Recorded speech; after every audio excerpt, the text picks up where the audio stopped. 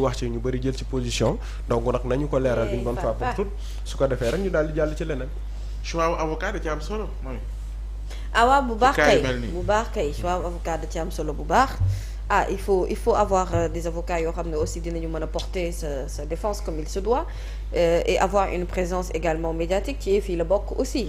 faut gagner on peut être un bon avocat mais ci communication bi ça la. Oui, bien sûr non, ouais, c'est ce que je dis tout à fait après tu sais souvent moi j'ai un problème parce que xëy na peut-être ni ñuy définir en tout cas ñoom seen besoin ni ñu koy exprimer par le choix de certains avocats aussi xëy na peut-être ñoom voilà ils ont besoin d'influence voilà influence sur plus que ça oui waaw parce que xam nga en fait pour que dossier bi nga mën ko politiser benn et puis nga mën ko jox benn portée médiatique bu am solo xool nga mën ko jox benn portée peut-être internationale bu am solo il faut que nga médiatiser ko bien entendu et pour ça il y a des avocats spécialistes en la matière sauf que je me demande aussi est-ce que cette spécialisation là Pape Ahmadou Mbaye elle est positive ou négative est-ce que en réalité posture bu positive la nga gis benn avocat boo xamante ne dans les affaires les plus yi gën a doy waar à la limite yi rythmer la vie des Sénégalais et qui nous a pas laissé de bons souvenirs forcément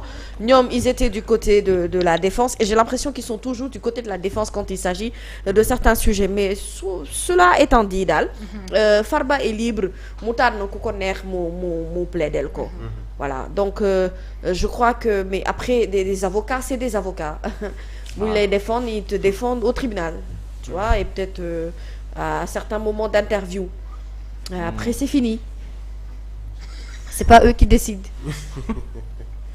c'est le juge et après mënuñu tere qui va juger mënuñu yëkkati barricade par exemple tu vois un peu de je veux dire si c'est vrai tu vois un peu c'est-à-dire après lu yamb yi bëri c'est un avocat tu vois est-ce que tu comprends ce que je veux dire. nga ne lu yomb yi bari xuus ku ci lem. waaw mais par exemple.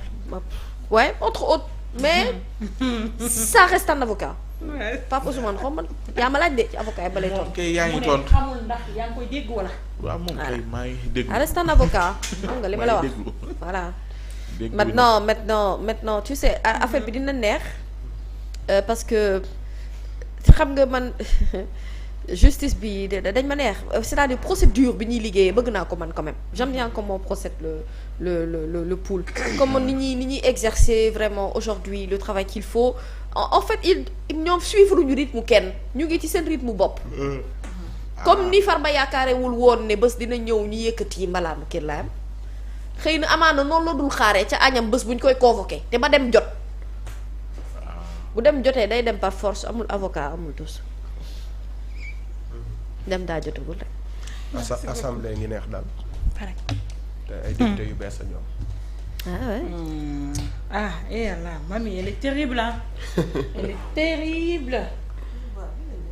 Une dernière question pour voilà. waaw mooy ñi ñu jot a interpellé ci njaayum yooyu nu mu tudd sax. bulet yi. lu leen ciy xaar lu leen ci nar a fekk. Bon, je crois que à partir du moment où mu poser un problème de santé publique. Oui.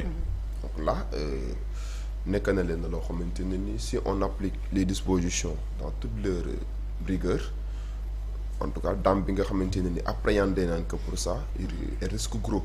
Puisque oui parce que problème santé publique la xam nga boo fekkente ne am na leen loo xam da nga koy def ci cadre boo xamante ne ni nit ñi ci mën a loru dafa bari. Donc à partir de ce moment déterminé mën nañ bu fekkee appliquer nañ l'infraction mise en danger en tout cas de la personne d'autrui mën nañoo viser aussi comme infraction usurpation en tout cas de fonction puisque femme bi nga xam ne tey ji moo doon exercer loolu noonu est-ce qu'elle a la capacité de prouver devant la justice qu'elle a les diplômes en tout cas pour def ces genres de pratiques là. am na ci kenn sax ku l'obstiné ñu ngi ci ay tànkam ñu tudd sax voilà.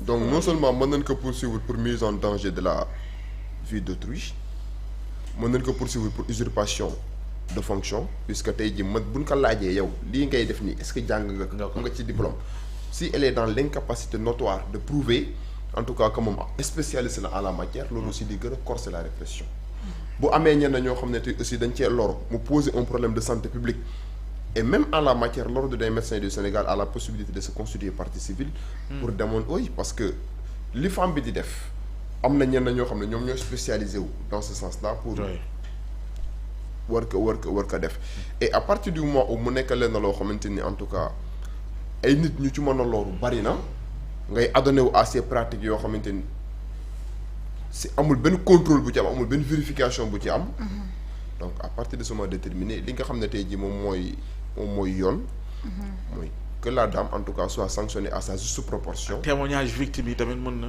voilà loolu lépp day gën a corser li nga xam ne tey jii moom mooy. la répression association des consommateurs aussi dafa constitué wu partie civile. donc on peut s'attendre à beaucoup de constitutions de partie civile dans ce sens-là. donc voilà. Donc, on peut s'attendre en tout cas à beaucoup de constitutions de partie civile dans ce sens-là.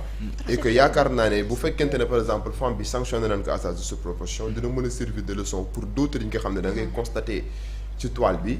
ñuy jaay même ba ci ñi nga xam ne ñoom ñooy jaay les produits dermatologiques.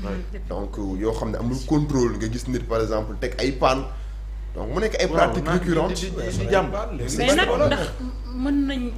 comme tey cas bi ñi nga xam ne jot nañ leen jàpp ba pare mën nañ leen bàyyi ba pare tere leen pratique bi nga xam ne moom la ñuy def. tout dépend de l'appréciation bi nga xam ne justice da ko ci def bu fekkente ne par exemple c'est des délinquants primaires déjà.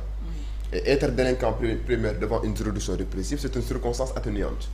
mooy elle vient en tout cas d'avoir maille à partir avec la justice tribunal bi mën na ko en tout cas accorder une peine avec sursis. donc rappeler que à l'ordre donc pour que aussi wax que ne que pratique la boo xamante ne il faut que ngeen mettre fin à ces genres de pratiques à ces genres de ventes yi nga xam ne ni day poser un problème de santé publique donc parce que ce sont des citoyens sénégalais ñoom ñooy consommer ces produits là ñoom ñooy utiliser ces produits en tout cas nocifs qui risquent en tout cas de porter atteinte à leur santé. donc tout dépendra en tout cas de l'appréciation bi nga xam ne tribunal moom lay am bu fekkee jàpp na ne c'est des délinquants primaires. ils n'ont jamais eu maille à partir avec la justice loolu circonstance atténuante la boo xam ne juge mën na ci sukkandiku pour en tout cas prononcer une peine de sursis jox leen avertissement pour que tey jii ñu bañ a adonné wu à ce genre de pratique là. d'accord justice am na ñu liggéey de. non ils ont du boulot actuellement moom Sénégal la justice a du boulot et je crois que la charge de travail est assez conséquente. de telle sorte que peut-être boo gisee peut-être yenn arrestation yi yéex wala yenn dossiers yi yéex sama dama jàpp ne loolu la quoi. ils ont vraiment du boulot et je crois que le fait que le président Macky Sall jugé woon nécessaire en tout cas créer benn juridiction spécialisée peut-être xalaatoon na ne dans un futur proche la délinquance économique et financière dina nekk